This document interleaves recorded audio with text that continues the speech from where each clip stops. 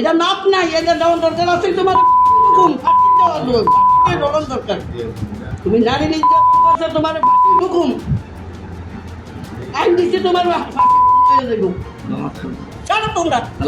আমারও কিছু নাই এখানে, বিষয়টা অভিযোগ তো আমরা অভিযোগ করছেন, বিচার আপনারা সন্তুষ্ট না হইলে আমরা ভিন্ন আমাদের যেটুকু সীমাবদ্ধতা ছিল, আমাদের যেটুকু আমরা সেটা আমার স্যার একটা কথা, ভোলার কুঞ্জেরহাট বাজারে আল হিকমা রেসিডেন্সিয়াল মডেল মাদ্রাসার এই শিক্ষক শিক্ষার্থীর সাথে অনৈতিক কাজ করে জুতার মালা গলায় নিয়ে অভিভাবকের পা ধরে মাপ চেয়ে পার পাওয়ার চেষ্টা করেন।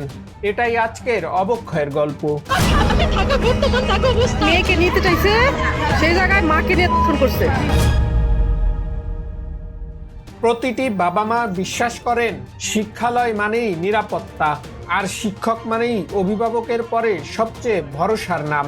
কিন্তু যদি সেই বিশ্বাসই ভেঙে পড়ে, যদি নিরাপত্তার দেওয়ালের ভেতরেই জন্ম নেয় ভয়, তাহলে অভিভাবকগণ কোথায় দাঁড়াবে? তুমি একটা শিক্ষক মাদ্রাসা, তুমি কেন এখন দোকান মালা দাও? তোমার খেসালতের ওষুধ হয়ে যাবে, তোমার না খেসালতের ওষুধ, চোখের ওষুধ, নজরের ওষুধ। কালকে আমি সন্ধ্যার সময় এদিক দিয়ে যাচ্ছি, উঠে খারাপ চাই তো আমার ফোনে দিছি খারাপ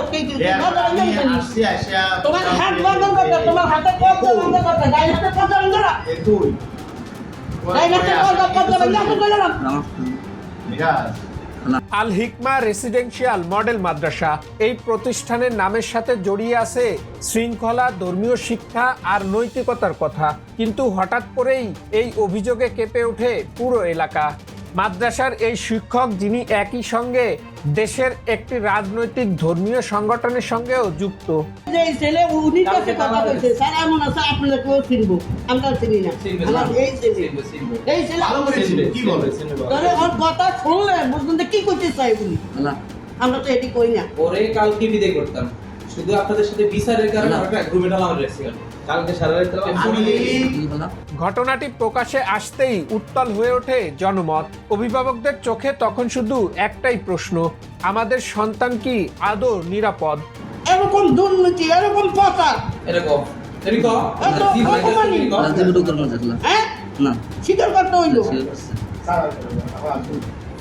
তুমি একটা শিক্ষক মাদ্রাসা, তুমি কেন এখন দোকান মালা দাও? তোমার খেসালতের ওষুধ হয়ে যাবে, তোমার না খেসালতের ওষুধ, চোখের ওষুধ, নজরের ওষুধ।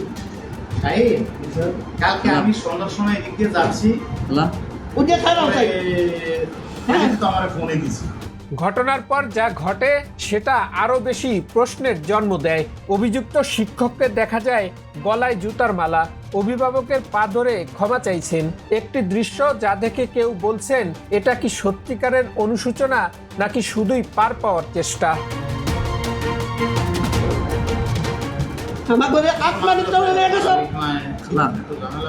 আমরা তা করে লইয়া স্বপ্ন ভাবি, তোমরা আমাকে স্বপ্ন নষ্ট করে লাইছো।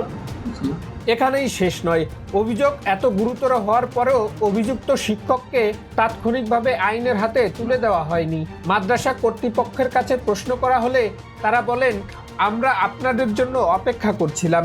কিন্তু প্রশ্ন থেকেই যায়, কিসের অপেক্ষা? কার নির্দেশ নাকি কোনো অদৃশ্য প্রভাব? এই লোক আপনাকে মাদ্রাসা চলে যদি বিদায় না করেন, আমার না আমার না দিন পেলে শুধুমাত্র আপনাদের বিচারের জন্য ওনাকে রাখছি, নাইলে আমরা শেষ। এলাকার অনেক অভিভাবক মুখ খুলতে চাইছেন না। ভয়ের দেয়াল নাকি সামাজিক চাপ, সব মিলে বিচার চাওয়াটাও যেন কঠিন হয়ে উঠেছে। একজন অভিভাবক নাম প্রকাশ না করার শর্তে বলেন, আজ যদি চুপ থাকি, কাল আরেকজনের সাথেও এমন হতে পারে। মা বোন বললে মানুষের চোখের নজর ঠিক নয়, চোখের নজর ভালো করো, চোখের নজর খারাপ করো। এটা মাপ নাই, এটা দেওয়ার দরকার আছে তোমার ফাঁসি দেওয়া দরকার। সারা তোমার উপায় না, তোমার ফাঁসি দিতে হইব। তুমি নারী নির্যাতন করছো, তোমার ফাঁসি হুকুম আইন দিচ্ছে, তোমার ফাঁসি হুকুম হয়ে যাইব। ইতিহাস সাক্ষী, যেখানে অপরাধের শাস্তি হয় না সেখানেই অপরাধ বারবার ফিরে আসে আরো ভয়ঙ্কর রূপ নিয়ে।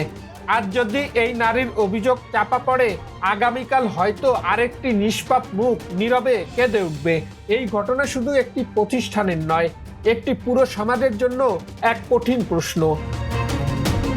নগদ তো তোর কোথায় এরকম কাজ করবে না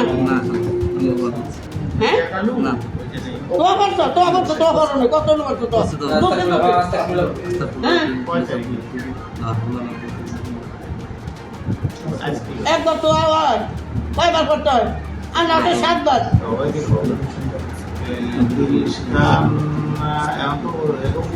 আমি কাল করে চাই কোনানো দিব কোনানো ক্ষমা কি আইনের বিকল্প হতে পারে? নারীর নিরাপত্তা কি প্রভাবের কাছে হার মানবে? ধর্ম, পদ বা পরিচয় আইনের ঊর্ধ্বে কি? নারীর নিরাপত্তা কোনো আপোষের বিষয় নয়।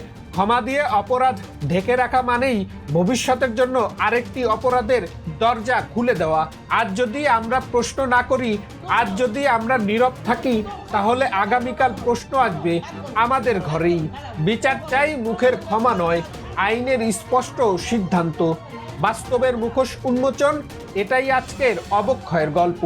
এমন বাস্তব অবক্ষয়ের গল্প জানতে আমাদের সাথেই থাকুন। মেয়েকে নিতে চাইছে, সেই জায়গায় মাকে নিয়ে ধর্ষণ করছে।